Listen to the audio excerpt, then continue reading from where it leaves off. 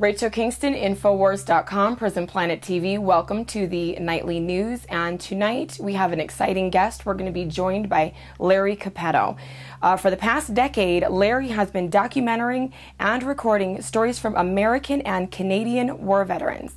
Larry has interviewed over 1,000 veterans, inspiring over a dozen powerful film documentaries, known as a series entitled Lest They Be Forgotten. Today I want to focus on one particular film. It is series 10 of the collection, and it is entitled Yom HaShoah, the Holocaust Remembered. Welcome, Larry, and thank you for joining us. Tell me about the making of the Holocaust Remembered. Wow, that was my 10th film, as you said, and a labor of love like all my work has been. I was fortunate to find 17 Jewish survivors in the Washington, D.C. area a couple of years ago, and they all volunteer at the Holocaust Museum, and a lot of them are public speakers, so I was very fortunate. Even had a 91-year-old Jewish rabbi in the mix, and it's a film I've been wanting to do for a long time. I think it's something we run from. I remember I didn't watch Schindler's List until recently because I just was afraid of it.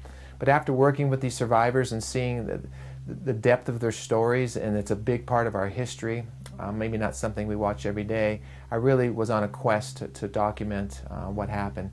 It answered a lot of questions about life and death for myself. It allowed me the opportunity to let these survivors talk and testify of what happened to them. And I put a PG-13 rating on it for obvious reasons because of a lot of the graphic nature of a lot of things that were said, maybe not necessarily shown. So, but I really am proud of this film. It's a 2.5-hour film, my longest documentary to date. And I find it in a lot of educational institutions across the country, which I feel it belongs. I think everybody should watch it once. That's my thought, just because of what happened.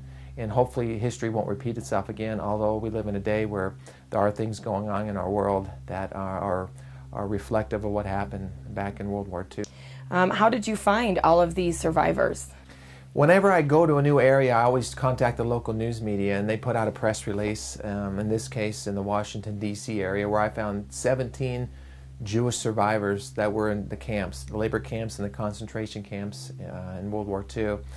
And all of these survivors, interesting enough, work at the Holocaust Museum as volunteers. So it was a great mix, a great opportunity to really find people that were there, and I think they're representative of the many, many thousands and thousands of stories that could have been told of people that were actually there in World War II. It's almost a surreal story in that when you start listening to these accounts of what happened, it's hard to imagine or really even believe at times that these things happened, that, you know, this happened to men and women and children. I mean, the children of all things. You go through the Holocaust Museum, one of the most profound sights is all the shoes of all the people, and it just blows your mind. And out of all the survivors you interviewed, who touched your heart the most? What story is the most memorable to you? I think Marty Weiss comes to mind with this question because of the descriptive accounts he gave of some of the things that happened. Probably the most stunning story I heard, and I'm not going to recount it verbatim, but basically women with their children out by a river, and then the Germans or the SS, or no, actually, hold on, I think these were the Lithuanian army individuals, but the children were taken out of the arms of the mothers and thrown into the river, and they made the mothers watch.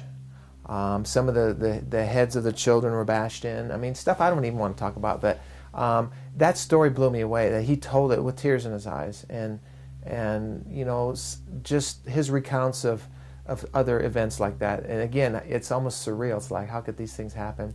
And with no remorse. I mean, people just shot point blank, executed, and great. You know, it just you know there's a devil. I mean, come on. It's like, you know, hearing some of these stories and what got into these people, and how one man, Hitler, could rise to a level of power to where people would do these things. So Jill Pauley, one of the survivors that you interviewed, she talked about some of the problems in Germany, and oddly enough, it was actually a very cultured city, highly cosmopolitan, but some of the problems that she mentioned was the downturn in the economy, serious debt, no jobs, depression, inflation, and they were looking for a leader. How do you feel that that contributed to Hitler rising to power? Good question. Many things come to my mind. The first 30 minutes of this film really deal with Hitler's rise to power. That's a very intriguing thing. How can one man rise to a position of authority to where he'd have all these subordinates or whoever going out into the fields and doing all these things? And I know Hitler didn't act alone. There were a lot of people that were tried later. There were a lot of people that were involved with this. But it's interesting to me studying this and the charisma that this man had back in the 20s into the 30s, and how he appealed to the youth of the day. We hear a lot about the Hitler Youth. And yet on the other extreme, after the fact, I've talked to Germans that are now American citizens that were appalled when they found out Hitler was doing these things, and they were ashamed to be called Germans. So you've got this man rising through the ranks, and you're right, the climate, the temperature of the country was perfect for this man to come on the scene, almost like the Antichrist coming on the scene. You know, the economy was down, you know, all these things, and yet it was a very cultured country. I mean, you would look at Germany at that time, you wouldn't think that they would be capable of doing the horrendous things that were carried out by these people. But I see these people, the Nazis, the whole Third Reich, the whole movement, as its own entity, just kind of like in Iraq, these factions, the Taliban, these factions that operate independent of the country, and I'm sure Hitler, something happened to him. He wasn't even born in Germany; he was born in Austria, and he's the Chancellor of Germany. So that's an interesting fact historically. But yeah, they were ready for someone to rise up and to take over, and fortunately, unfortunately, it was Adolf Hitler, and the rest is history, and everything that happened. But it's interesting the steps that led up to his rise to power, and it's scary, but it's intriguing, but it's scary, and so that's my answer to that question.